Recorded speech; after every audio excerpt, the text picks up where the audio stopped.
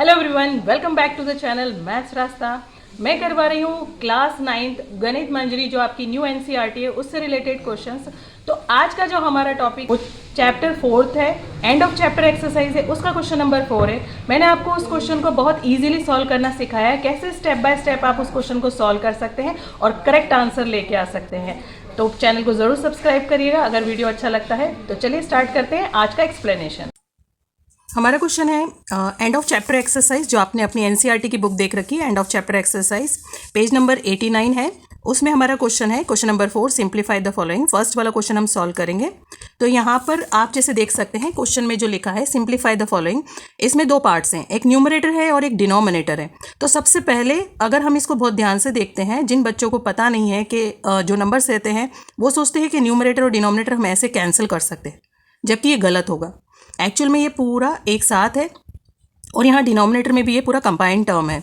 तो हमें क्या करना होगा, हमें इसको सॉल्व करने के लिए न्यूमरेटर और डिनोमिनेटर के अलग से वर्क करना होगा। और जो हमारा चैप्टर है वो बताता है कि हमने कुछ आइडेंटिटीज़ बताइए, उन आइडेंटिटीज़ के हेल्प से हम इन्हें सॉल्व कर सकते हैं, फैक्टर फॉर्म में ला सकते हैं, इनको ब्रेक कर सकते हैं, उससे न्यूमरेटर और डिनोमिनेटर कैंसिल हो जाएंगे। तो सबसे पहले हम न्यूमरेटर पे वर्क करेंगे। तो हम यहाँ पर लिख लेते हैं कि न्यूमरेटर में हम जो वैल्यू ले रहे हैं वो है 4x² plus 4x plus 1। Okay, अब हम इसको देखते हैं कि हमारे आइडेंटिटीज़ में ये किस फॉर्म में आता है।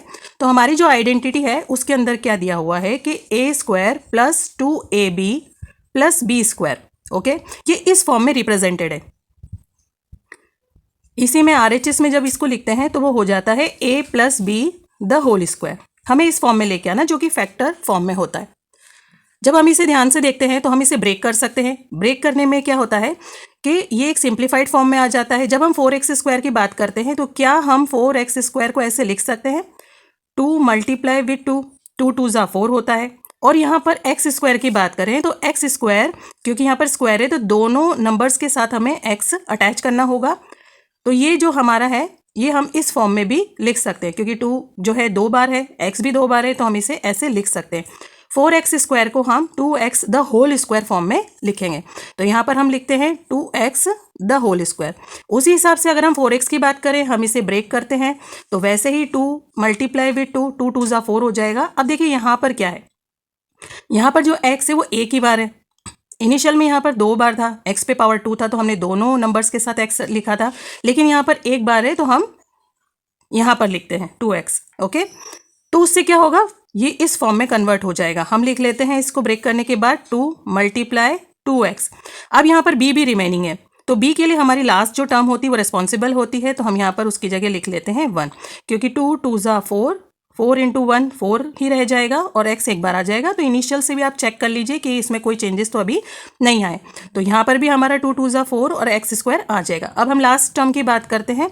तो अगर हम इसे ऐसे लिखते हैं 1² और 1 इंटू 1 अगर हम करते हैं तो वो 1 ही रहता है, उसके वैल्यू में कोई चेंज नहीं आता। कितना भी आप 1 के ऊपर पावर लगा लेते हैं, उससे क्या बेनिफिट होगा, हमारी लास्ट वाली जो टर्म है वो आइडेंटिटी के हिसाब से कन्वर्ट हो जाएगी। तो हम यहाँ पे 1 द होल स्क्वायर लिख लेते हैं।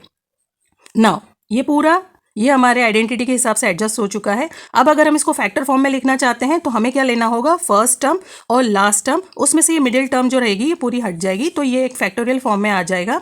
अब हम इसको क्या करते हैं, यहाँ पर हम पहले समझ लेते हैं कि हमारा a क्या है। a है हमारा 2x, ये स्क्वायर नहीं, हमारा जो अंदर का टर्म है यही हमारा a होता है, तो हम यहाँ पर लिख लेते हैं 2x। और हमारा b क्या है, यहाँ पर b है हमारा 1। ओके, तो हम इसको लिखते हैं a plus b the whole square के फॉर्म में।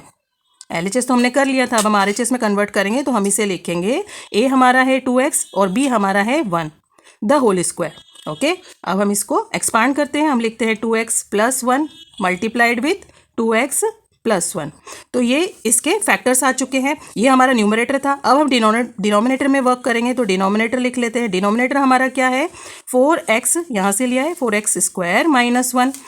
इसी तरीके से अगर इसको ध्यान से देखते हैं तो ये हमारी एक और आइडेंटिटी है जो कि बहुत अच्छी है। हम लिख लेते हैं a² माइनस b², जिसे कि हम जब लिखते हैं फैक्टर्स के फॉर्म में तो हम लिखते हैं उसको a plus B multiplied by a minus B.